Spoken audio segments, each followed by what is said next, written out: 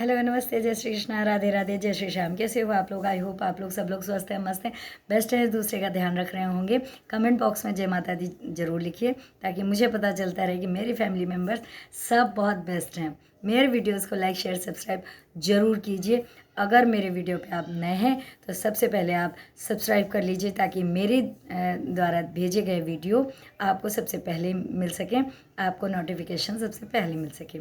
मैं निधि आपका स्वागत करती हूँ आपका और अपने यूट्यूब चैनल पॉजिटिव वाइब्स। कैसे हो आप लोग?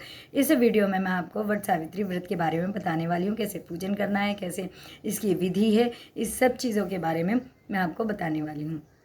देखिए, हर घर के पितर अलग होते हैं, हर घर की रीति रिवाज अलग होते हैं। वट सावित्री की पूजा, अमावस्या की पूजा पितरों से रिलेटेड होती है, इसलिए हर घर के अलग अलग रीति रिवाज होते हैं और उनको उनके हिसाब से ही पूजा करनी चाहिए। सबसे पहले तो आपको एक दिन पहले से तैयारी करनी चाहिए। आपको हाथों में मेहंदी लगानी चाहिए। आपको जो चीज़ें आपको इकट्ठे करनी है पूजा के लिए, आप उनको कीजिए। इस बार वट सावित्री का व्रत 10 जून दिन गुरुवार को है। जेठ मास की अमावस्या को जो व्रत आता है वह वट सावित्री व्रत कहते हैं उसे, और ये सुहागिन स्त्रियाँ करती हैं। और इस व्रत को करने के लिए दिन गुरुवार पड़ेगा, इसलिए एक दिन पहले ही आपको अपने बालों को धो लेना है, वॉश कर लेना। उसके बाद आप काले चने होते हैं ना, उन्हें भिगो दीजिए। अगले दिन जब सुबह सवेरे आप जल्दी उठेंगी तो आप तैयारी करने के साथ साथ आप इन चीज़ों का ध्यान रखिए, कोई भी चीज़ मिस नहीं होनी चाहिए पूजा में। जितनी शिद्दत से आप पूजन करते हैं, जितनी शिद्दत से आप किसी चीज़ को समझते हैं, उतना ही अच्छा और मीठा और धैर्य का फल मिलता है ना। तो सबसे पहले तो बड़ा सा थाल तैयार कर लेना है। बड़े से थाल में आप 5 प्रकार के फल रखिए। अगर 5 प्रकार के नहीं हैं तो 2 प्रकार के ही फल रख लीजिए। उसके बाद किसी किसी के घर में पकवान बनता है, पूड़ी बनती हैं, पूरियाँ बनती हैं, पूड़े बनते हैं, और गेहूँ के आटे में मीठा टच देकर आपको बरगद के शेप में बरगद के फल बनाने होते हैं। ये सारी चीज़ें तो हो गई बनाने वाली। ये सारी चीज़ें बनाकर आप उस थाल में इंक्लूड कीजिए, रखिए, जो थाल आप पूजा के लिए लेकर जाने वाले हैं। इसके अलावा आप जो भी दान का सामान रखते हैं वो भी रख लीजिए। 16 श्रृंगार आप खुद भी कीजिए, और जो भी आपके अकॉर्डिंग अवेलेबल हो सकता है आप श्रृंगार का सामान भी दान के लिए उस थाल में रख लीजिए।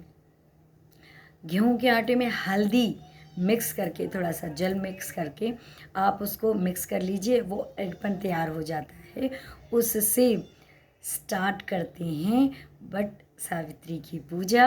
बरगद के पेड़ में जब पूजा स्टार्ट करते हैं तो सबसे पहले वो पीला अर्पण करते हैं, बाद में सिंदूर और रोली अर्पण करते हैं, है ना। उसके बाद आप अगर मंदिर में जाते हैं तो बहुत अच्छी बात है, नहीं तो आपके, क्योंकि लॉकडाउन चल रहा है, तो आपके घर के आसपास जहाँ कहीं भी आपका बरगद का पेड़ मिलता है आप उसमें पूजा कर सकते हैं। हाँ, ध्यान रखिए कि हो ये ऐसा ज़रूर होना चाहिए कि उस बरगद की पूजा पहले से ही हो रही हो, है ना। फिर आप जब जाएंगे तो उस थाल में आपको और क्या चीज़ें इंक्लूड करनी है बता देती हूँ। कच्चा सूत इंक्लूड करना है। जो आपने रात में चने भिगो के रखे थे वो रखने हैं आपको उस थाल में। और एक जल का लोटा आप अपने घर से लेकर जाइए। मंदिर में है तो हो सकता है जल वहीं आपको मिल जाए। आप जब पहुंच जाएंगे बरगद की पेड़ की पूजा करने के लिए तो आपको अब पूजा कैसे करनी है ये भी जान लीजिए। सबसे पहले जो अर्पण बनाया था आपने वो आपको अर्पण करना है। उस हल्दी के अर्पण को बरगद के पेड़ में कम से कम 5-7 जगह लगाना होता है। उसके बाद आप रोली टीका अर्पण कीजिए। उसके बाद में आपने जो मेवा पकवान बनाया हुआ है वो अर्पण कीजिए। उसके बाद आप फल अर्पण कीजिए, फूल अर्पण कीजिए, धूप दीप दिखाइए, और जो भी आपने जो अर्पण बनाया था उसमें कच्चे सूत की माला बनाई जाती है, जिसे पूजा करते वक्त आपको अपने गले में पहनना होता है, वो आप गले में धारण कर लीजिए। बरगद के पेड़ के जो पत्ते होते हैं, पत्तों को एक श्रृंगार के तौर पे यूज़ किया जाता है। तो आप एक पत्ते को रोल कर लीजिए और कुछ देर के लिए, कुछ घंटों के लिए आपको अपने बालों में उसको ग्रहण करना होता है। बालों में जैसे गजरा लगाते हैं ना, वैसे ही गजरा के हिसाब से आपको बालों में लगाना होता है। उसके बाद आप अब आते हैं कि हमें परिक्रमा करनी होती है। तो किसी किसी के यहाँ रिवाज किसी भी प्रकार से परिक्रमा करने का है, लेकिन जो जिस तरीके से मैं करती हूँ उस तरीके से मैं आपको बता रही हूँ कि कच्चे सूत से ही आपको बरगद के पेड़ की परिक्रमा करनी होती है, 5 या फिर 7, जितने भी आप परिक्रमा लगा सकते हैं। धूप दीप करने के बाद अपने पति की लंबी आयु के लिए प्रार्थना कीजिए, क्योंकि बरगद के पेड़ में ब्रह्मा विष्णु महेश त्रिदेव स्थापित होते हैं। इसलिए आप उनसे को अपने पति की लंबी आयु के लिए प्रार्थना कीजिए और आपकी प्रार्थना वो ज़रूर स्वीकार करते हैं। आपके पास जो भी दक्षिणा है वो आप अर्पण कीजिए। उसके बाद आपको परिक्रमा करनी है, परिक्रमा कर लीजिए। उसके बाद सबसे लास्ट में हम एक सिंदूर की अपना, जिससे हम रोज़ पूजा करते हैं ना, सिंदूर की डिब्बी, उसको आप लेकर जाइए। उससे आप अपनी मांग में सिंदूर ज़रूर लगाइए पूजा करते वक्त।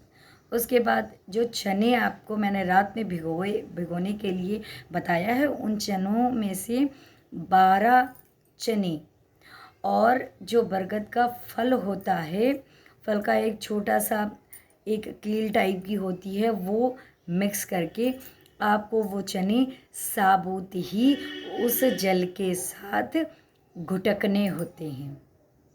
ठीक है, इसके बारे में भी मैं आपको विस्तार से बताऊंगी। सबसे पहले ये आपको कर लेना है। उसके बाद जो भी आप दान करने के लिए सामान लेकर गए हैं, या तो आप पंडित जी को दे दीजिए या फिर आपकी सास हैं तो आप उनको दे दीजिए टाइम पर। टाइम पर मैं इसलिए आपको बता रही हूँ क्योंकि जो भी आपने उस दिन सामान दान करने के लिए निकाला हुआ है, वो फिर सामान घर वापस आपको नहीं लाना है। ओके। इसके अलावा आपको मैं बता दूं कि जो आपको अपने सास के लिए बायना निकालना है, वो आप अलग से निकाल कर सास को अपनी बायना दीजिए। स्पेशल तौर पे जब आप तैयार होंगी, कोई भी बाल खुले कर कर पूजा मत कीजिए। बाल खुले कर कर पूजा नहीं करते हैं। आप अच्छे से जूड़ा बनाइए, जो भी आपको हेयर स्टाइल पसंद हो आप उसको कीजिए, और बालों को समेट कर 16 श्रृंगार करके, स्पेशली मेहंदी तो आज के दिन ज़रूर ही लगाते हैं। उम्मीद है ये वीडियो आपको पसंद आया होगा। तब तक के लिए मुझे इजाज़त दीजिए।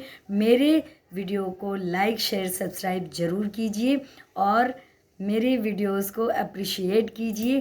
Thank you. जय श्री कृष्णा। राधे राधे। जय श्री श्याम।